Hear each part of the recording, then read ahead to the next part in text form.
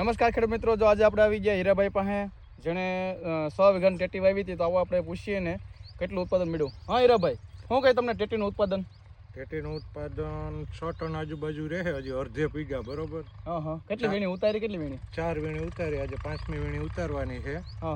અને વેલે બહુ જળવાઈ ગયો એટલે વજન પણ સારો છે.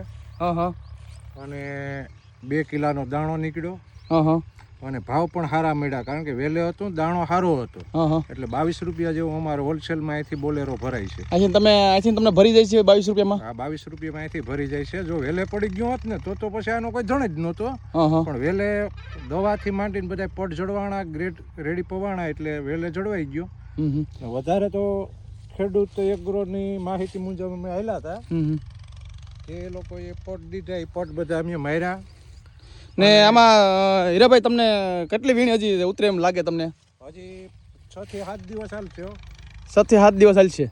હજી 3 દિવસ તો એવું છે કે 3 થી 4 ટન માલ નીકળે. તો શું લાગે તમને 100 વીઘામાંથી ને 6-7 લાખની ટેટી થઈ જશે? વેપારીએ 7.5 તો ઉધડું માંગ્યું હતું, તો મારે તો 7.5 ની ઉપરની શંકા છે કે 7.5-8 લાખની આસપાસ થાય એવું છે ને? 7-8 લાખની આજુબાજુ. તો ખેડૂત મિત્રો તમે જોઈ શકો, હીરાભાઈએ અને મહેશભાઈએ ટેટીની અંદર અવાર 100 વીઘામાંથી ને 7.5-8 લાખનું ઉત્પાદન મળે એવું છે.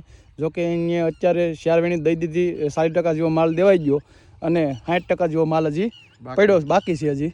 તો ખેડૂત મિત્રો, આવા નવા વિડીયો જોવા માટે અમને ફોલો કરો. ધન્યવાદ. અસ્તુ. જય હિન્દ, જય ભારત.